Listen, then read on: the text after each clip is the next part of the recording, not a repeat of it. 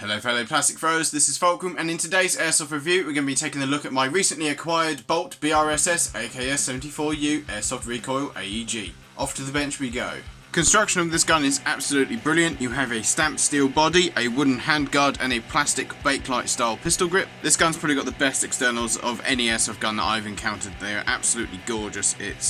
I can't really imagine you getting any more realistic than this, really. The weight of this gun is 3.2 kilograms, which is 7 pounds. With the stock extended, this gun is around about 29 inches, which is 74 centimeters. And when you fold the stock, this goes down to around 51 centimeters, which is 20 inches. Although I will say, trying to fire this gun with the recoil with the stock folded, you'll be surprised at how inaccurate it becomes. Now all of the controls on this gun are your bog standard AK controls. The selector switch is located on the right hand side and you have safe, full auto and semi-automatic. The trigger on this gun is your bog standard AK trigger. I quite like it, nice traditional curved trigger, no straight trigger nonsense. Your magazine release is an AK style magazine release, as you would expect. And to insert a magazine, you hook it onto the front of the mag rail and then it will lock into place. And to remove the magazine, you can always flick it out. Speaking of magazines, this is the mid-cap you get with the gun in the box. I believe it's 140 rounds and it feeds fine, locks in fine. And for the rest of my mags, I bought some CYMA mid-caps and filed the front and back down, and now they lock in absolutely fine. They are a slightly different colour, but I'm not really fussed about it. It's an AK, it's not designed to look pretty, it's designed to get the job done. To access the hop unit on this gun, you want to pull back the charging handle, and this will be a lot stiffer than most AK AEGs because this is the recoil weight assembly and you have a sliding hop arm here. Now whilst I'm not particularly a big fan of sliding hop units, this one has actually got some sort of locking mechanism in it, so it won't jump around and you won't lose the position. Now I have had this gun apart for a spring change, and I also changed the rubber in it because I was concerned that it wouldn't lift the BB properly. However, it now overhops 2.5s ever so slightly with no hop applied at all, so the stock bucking probably would have worked fine. I'm not going to open it up again just for that though, it will wear down over time. To fold the stock on this gun, you want to push the button on the left here and it should swing to the left, and then it will lock in against a little hook down here. To remove the flash hider, you want to push this little button down here and then you want to unscrew it lefty loosey righty tighty.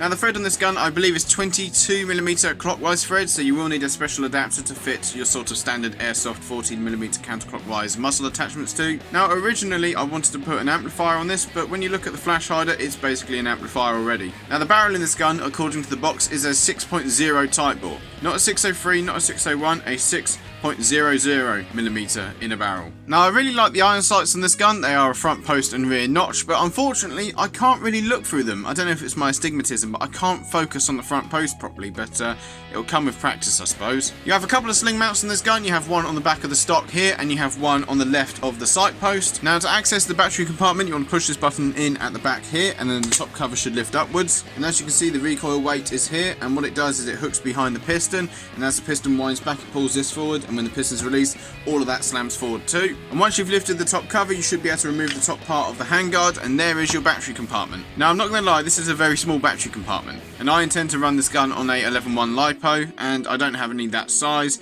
I do think you can get LiPo 11.1s that are about that size, but they're not going to be that large in capacity, so you're going to probably need a few of them on the field. Like I said earlier, the handguard is made out of real wood and it's really nice. Now the gearbox in this gun is a version 3. Inside that gearbox you have a really nice metal piston and some really strong gears, and also this gun comes with a high torque motor as standard. Now when I first got this gun it was shooting at 400 FPS, which is way too hot for a full auto AEG in the UK, and whilst I was really reluctant to take it apart I had to do so, and I put in a Garda M100 spring and it's got it down to around 270 on 2.5s, which is round about 315, 320 on 0.2s. And whilst I had the gun open I switched out the bucking, which as I mentioned earlier was probably a bit unnecessary, but I did so anyway, and I also re-shimmed and re-greased the gearbox. Now the only complaint I have about this gun is the amount of thread locker that Bolt used. I understand why they've used thread locker though, because it's going to vibrate itself to pieces otherwise. However, me with my infinite wisdom managed to round off a couple of screws, and I actually had to drill a screw out of the front, so I had to use another screw from elsewhere, which is why there's only one grub screw holding the front sight on. That's why there's a bit of play to it, but that was not there when I first got the gun. Now performance wise, the range and accuracy of this gun is perfectly adequate. The hop unit's perfectly consistent, albeit with a slight bit of overhop even with no pressure with 2.5s, but again that was because I changed the bucking out unnecessarily. And the range of this this gun's really good because of the nice tight bore in it, that always helps. A tight bore will help flatten out the trajectory and stabilise the round. The accuracy of this gun is not too bad either, you'll hit a man-sized target at around 60 metres no problem. But the reason why we buy a bolt is because we want recoil. The way the recoil is generated, as I mentioned before, is you have this big weight sliding backwards and forwards in the top of the gun, and the recoil of this gun is unlike anything I've ever shot before, even gas blowbacks. Now we all like gas blowbacks, however there are a few downsides to them. For starters, gas magazines are incredibly expensive and they don't hold that many rounds. This mag here cost me £4 because I bought it wholesale, but even at retail these are about £15.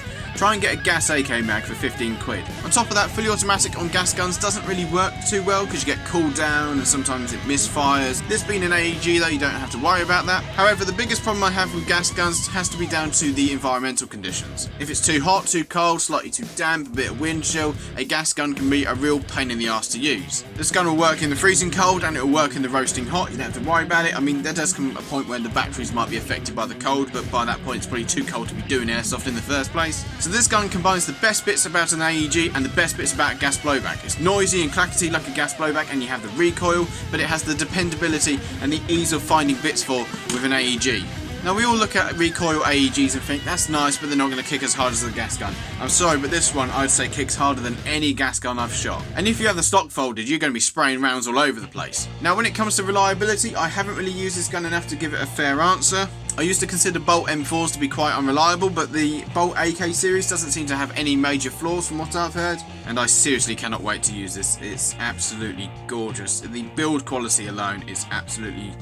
it's beautiful, but when you shoot it, and the recoil is honestly something else. It's actually recoil you have to pay attention to. It's not like the C8 recoil build, or to be fair, the TM Recoil Shock, which we reviewed, where it's sort of a bit of vibration really. No, this actually bloody kicks, and because you got that bolt slamming backwards and forwards, it doesn't sound like a sewing machine. It actually is like clackety clackety clackety clack, and it's awesome.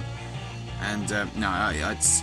whilst I don't really want to say I would recommend one just yet because I haven't really given it a proper use, it is an awesome bit of kit. So if you're like me and you wanted something with recoil but you don't want to go down the gas route, then maybe it's worth looking into a bolt gun. So that's it for this review. Thank you very much for watching. If you have any questions about this gun, then please make sure you leave them down in the comments. If you enjoyed this video or found it helpful, then make sure you leave a like. And if you don't want to miss out on any new airsoft content, then make sure you subscribe and enable notifications. And I would also like to quickly thank you guys for, I think we're at 127 subs last time I checked.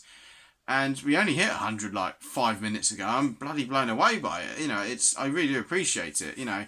I have been a bit sketchy with upload times recently. I don't really want to give a fixed upload schedule because stuff happens in life, as we all know. So I don't really want to say, oh yes, it'll be weekly definitively. I do try and aim for roughly a week between each video, especially right now trying to stretch content out whilst being able to do bugger all.